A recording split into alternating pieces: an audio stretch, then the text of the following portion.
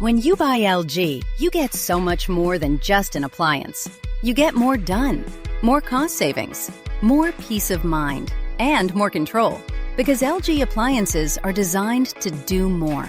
Like washers and dryers with AI tech to take out the guesswork. Refrigerators that fit in tight spaces and keep food fresher longer. Or ranges with precise induction cooking and easy cleanup built in. All with the style you want and reliability you can count on. So you can get more from your home every day. LG Appliances. So much more. Make life easier with LG. See the latest models and savings now at LG.com.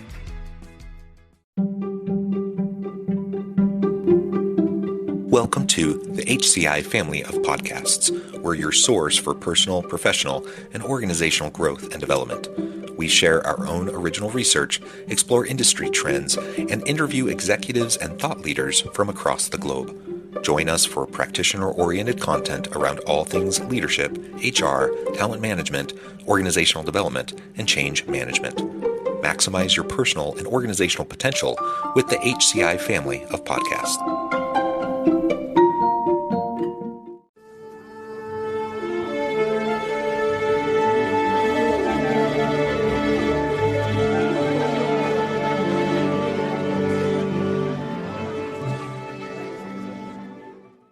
Jesan Sorrells, welcome to the conversation today.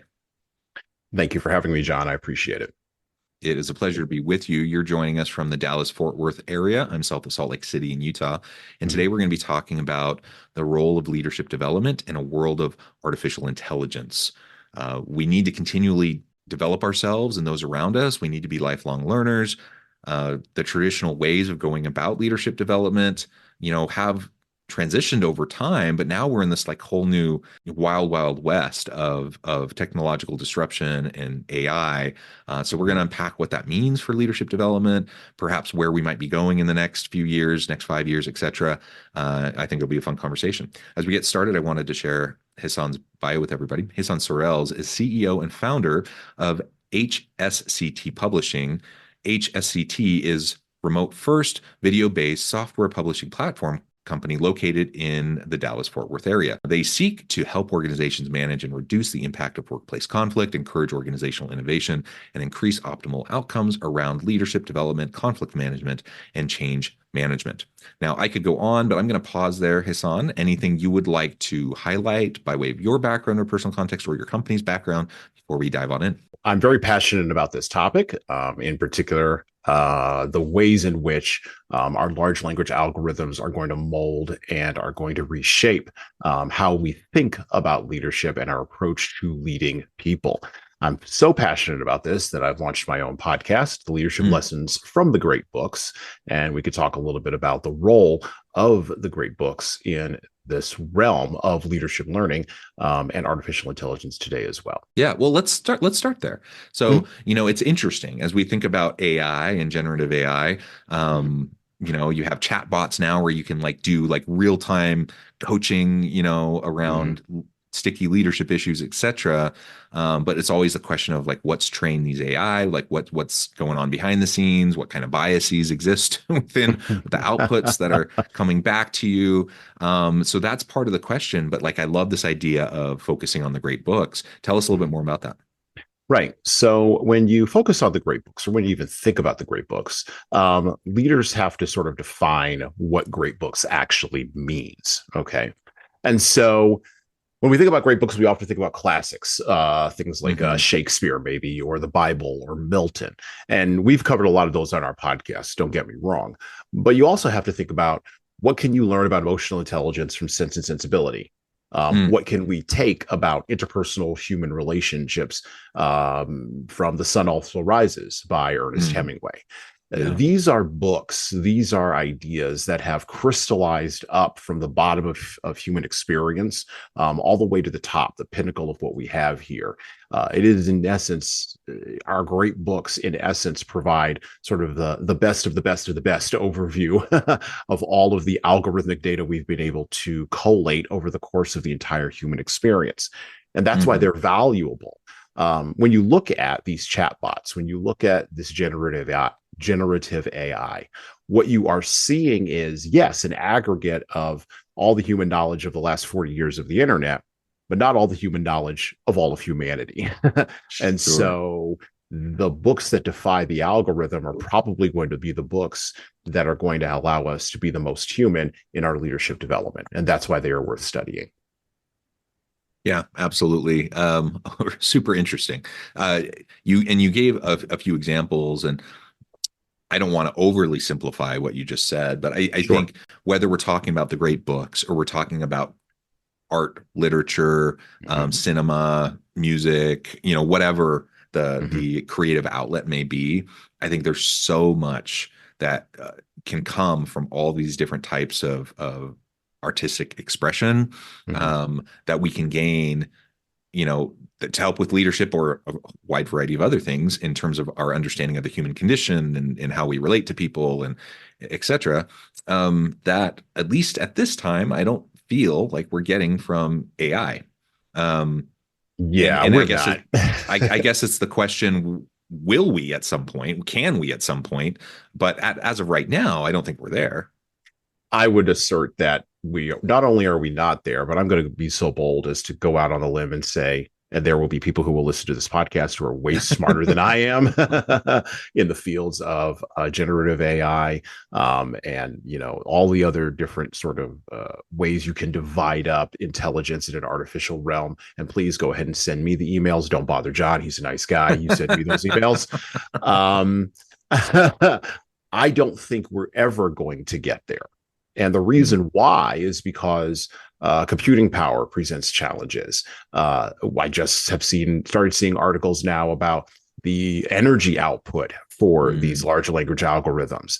I once read in MIT Technology Review, this was probably back about 5 or 6 years ago, that what my now 7-year-old son used to do when he was 2, the cognitive capabilities that he had and the multiple cognitive capabilities that he had at the age of 2 would have, in order to run those on a supercomputer, you need a supercomputer the size of the city of Washington, D.C. with a power source the size of Washington, D.C. for a 2-year-old. I think we underestimated. This is one of the huge challenges for leaders in the future in the face of all of these algorithmic tools. We underrate the value of human beings, and we underrate the value of human leadership. And I am a partisan. I'm a fan of man. I'm a partisan for human.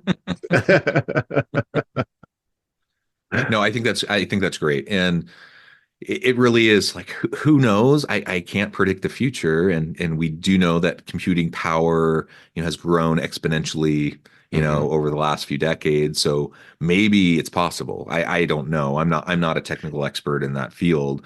But like you said, certainly we're not there. I don't think we're there. Like we're close to there. And I think most who work, on AI and deep machine learning would say the same thing. Like, no, like if we're talking about getting to the point of like being at a toddler, range of mental capacity, like the human brain is just amazing, right? And it is absolutely astonishing. It's astonishing. So we're just not there. And maybe at some point we get there, but we're just not even close to there.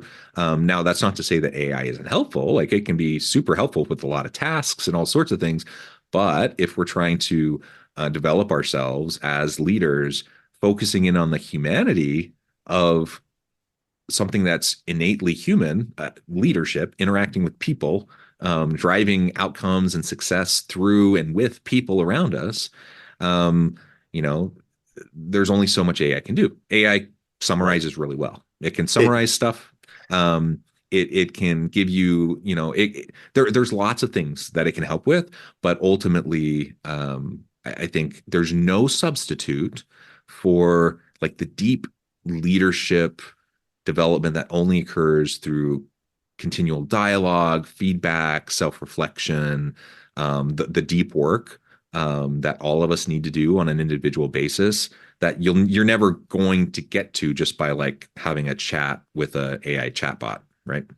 Well, and you're also not going, well, let me be very clear. While I am a partisan and I am a fan of man, I'm a fan of human beings, I believe that the human work of leadership is the best work that we can do in our organizations, our cultures, our families, our societies. I also believe that that intentional work is what will save our families, our societies, our workplaces, our cultures. I firmly believe that. I've staked my entire career on it. I also believe concomitantly, which means at the same time, so I can hold two truths in my head at the same time. Yeah.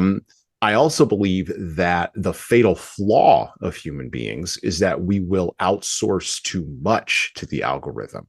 And we have even seen this happen in social media. So we now have 15, almost 20 years of data on what happens when we outsource our emotional responses to data to an algorithm that's designed to create feedback loops that continue to keep us angry and disconnected. Jonathan Haidt has done interesting work on this, and others. He's the most popular. But you know, there's clear evidence of what happens when we do outsource these emotions to our technological machines. And so my concern fundamentally is that we will outsource, we will anthropomorphize these large language algorithms, and we will give them humanity that they do not have. And that will be that will create massive problems for us if social media is to be any indicator of what may come in the future. Yeah, I think so. I appreciate the analogy, you know, and drawing parallels to social media. And, you know, when we think about disruptive technologies that have shaped society, you know, we have like the internet generally, we have the rise of social media. Now we have the rise of AI. There's lots of other things we could talk about too, but I mean, those are pretty significant, and they've shifted the way we do work. They've shifted the way we interact with each other. And we can see, like you say, like with social media in particular, there's a lot of, it was the wild, wild west, and kind of anything went for a long time. And there's a lot of negative outcomes because of it. And it seems like only over the last few years, like, have people really started to really pay attention to that. And that we still don't have a full grasp around it. Like, we still don't really know what to do with it, but at least there's a little bit higher level of awareness around it. So that's something. And I do appreciate when I see, you know, the conversations around ethical AI, et cetera, like people are trying to learn a lesson from like what we didn't do well with social media, but yet we still are repeating a lot of the same types of mistakes. And so we have to be very careful. I like your point about outsourcing our humanity, outsourcing and delegating. You know, there's so many like little mundane, routinized tasks that we all have to do every day that if we can have technology help us with, fantastic. You know, that's been how it's always been, you know, since the dawn of the Industrial Revolution, even before, like throughout all of human history, you know, we come up with ways to do things more effectively and efficiently and easier. And that will always be the case. So we're not arguing against something like that, but and using technology to help us do our work better is wonderful. But we have to be very careful about outsourcing, you know, our decision making to AI, outsourcing our creativity to AI, and those sorts of things. And leadership is a fundamentally human project. And so if there are aspects of what you do as a leader where you can be more effective and efficient through the use of technology and AI, wonderful. But you can't outsource. Like I can envision a leader, and I'm sure there are leaders today that are doing this, where they're faced with an ethical challenge. They're not sure what to do. They go into a chat bot and they're like, here's the situation. What do you suggest? And what are the reasons why? And then they get an output and they're like, oh, that makes sense. And then they make a decision. I'm sure that's happening. And that's super troubling, isn't it? Yes, it's super troubling because they went to a chat bot rather than going to the Stoics. They went to a chat bot rather than going to let's say it's a CEO, rather than going to your senior vice presidents and your vice presidents and actually asking them to solve the problem, right? It's not the crowdsourcing that's the problem. Human beings have been crowdsourcing and working collaboratively. Good Lord. I mean, that's what's made us the top mammal on the planet, is the ability to crowdsource and collaborate, right? And communicate that effectively. Where we are crowdsourcing that from, though, is... Let's be honest. Buying cannabis shouldn't be complicated, sketchy, or low quality. That's why I want to tell you about Mood.com. That's MOOD.com. mood.com. Mood ships federally legal cannabis straight to your door. No medical card, no hassle. And here's the kicker. The quality is better than anything you'll find at your local dispensary. Yeah, I said it. Whether you're into edibles, concentrates, flower, or just looking to explore, you'll find it all at Mood. And it's not just the variety that makes them stand out.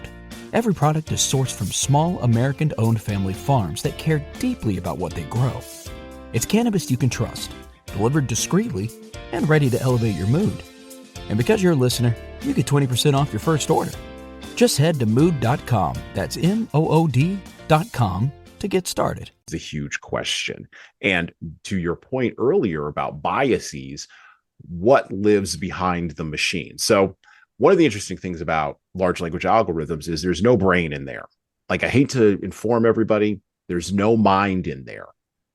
But there is a mind behind there. And the mind behind there has its own biases, its own focus, its own viewpoints. We've seen this with and everybody I think can agree on my description of this here, if not semi-disastrous, almost fully disastrous rollout of Google Gemini, a few weeks ago, as of this recording. And if you're hearing this later, you can go Google that and see how well that went. But that is just one example. And then you talked about ethical AI, or ethics around AI. Who informs those ethics? Who are the people that are sitting around the table, right? Currently on the podcast, our current episode that we currently have up, and you can go back and listen to it if you're interested. We're reading a book called City of God by St. Augustine of Hippo. Ancient book written back in like the 4th century, right? And Augustine is proposing the same things about the human condition, yes, in a Christian context, but the same things about a human condition philosophically to the Romans that we are posing right now, 1800, 1700 years later. It's almost as if nothing's changed. And so what are the people who are sitting at the table? Who are the people who are sitting at the table? What perspectives do they bring?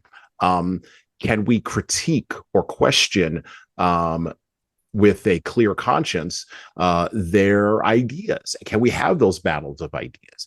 This is the friction, and this is part of one of my major concerns with social media and the internet, was that it removed friction from people's lives. And in removing friction from people's lives, people begin to have the expectation, first in mass and then as individuals, that things will just be easier. But what does easier mean?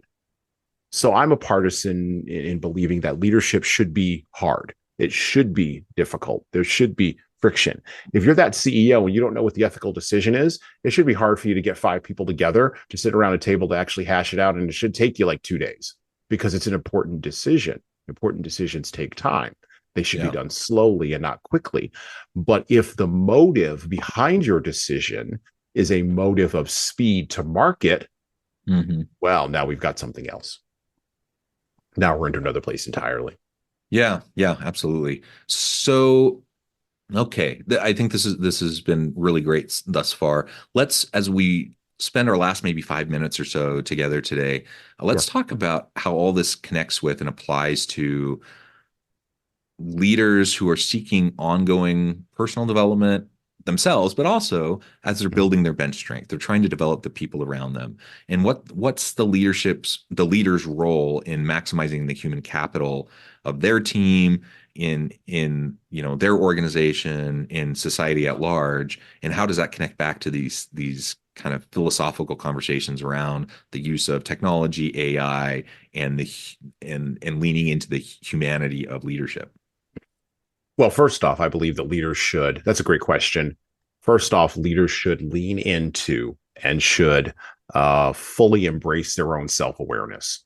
You have to know what you don't know, and you have to be comfortable knowing what you don't know. And you have to be aware that you have your blind spots and your biases. So those are 2 big things right off the bat. Start with that. Leaders should be constantly learning. Can you learn from a large language algorithm? Absolutely, for sure.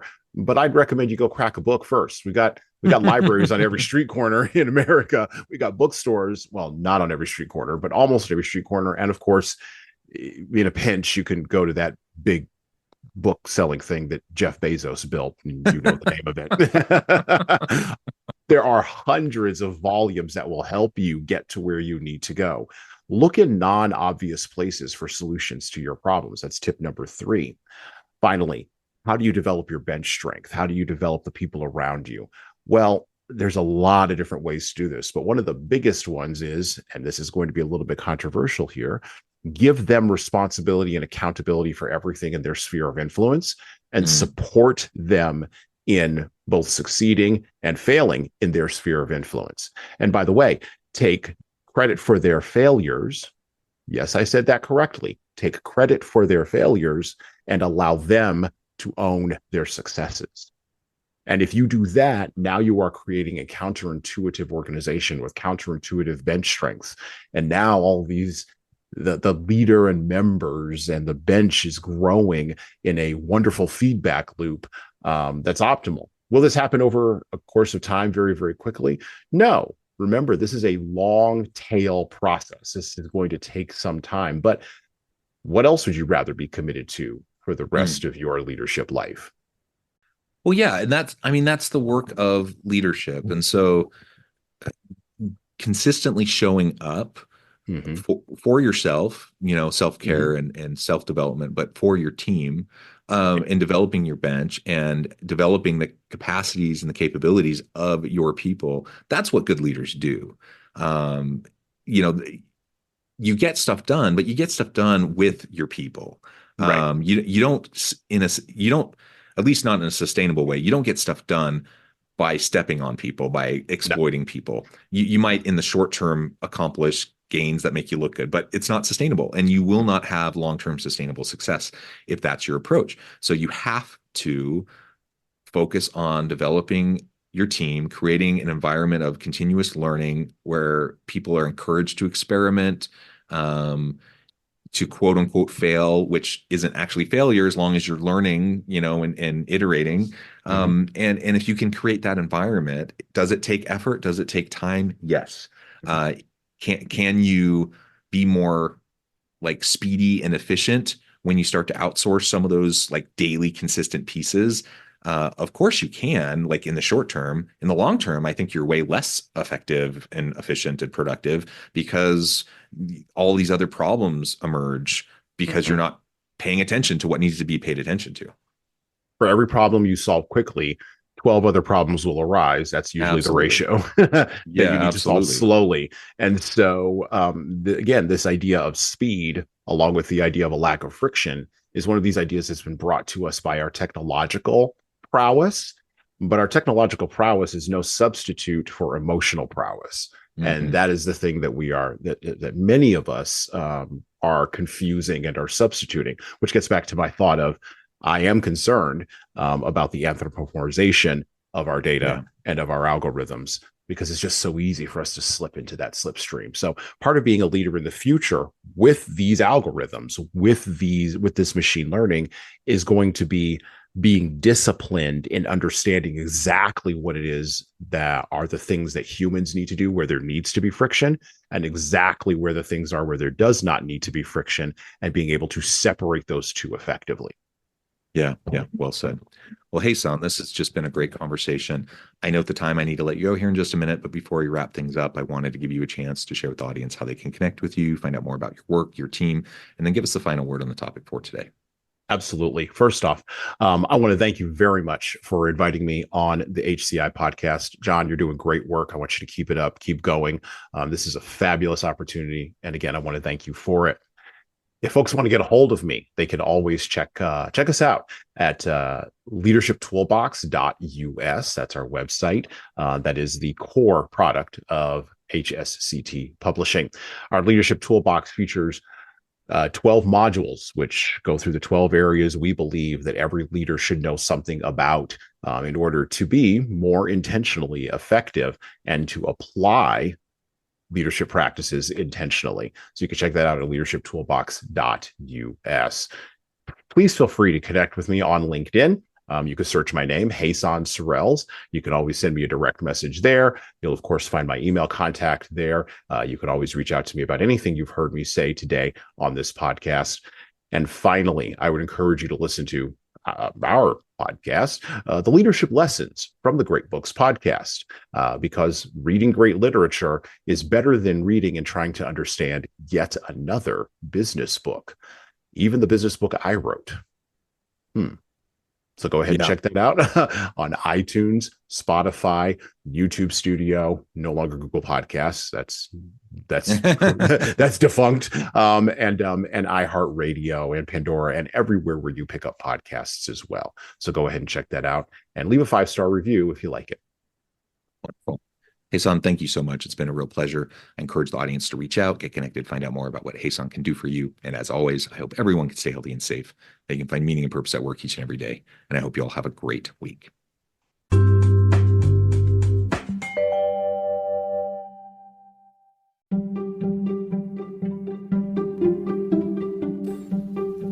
Thanks for joining us for this episode of the podcast. We hope you stay healthy and safe, and please join us again soon. When you buy LG, you get so much more than just an appliance. You get more done, more cost savings, more peace of mind, and more control. Because LG appliances are designed to do more. Like washers and dryers with AI tech to take out the guesswork. Refrigerators that fit in tight spaces and keep food fresher longer. Or ranges with precise induction cooking and easy cleanup built in. All with the style you want and reliability you can count on, so you can get more from your home every day. LG Appliances, so much more. Make life easier with LG. See the latest models and savings now at LG.com.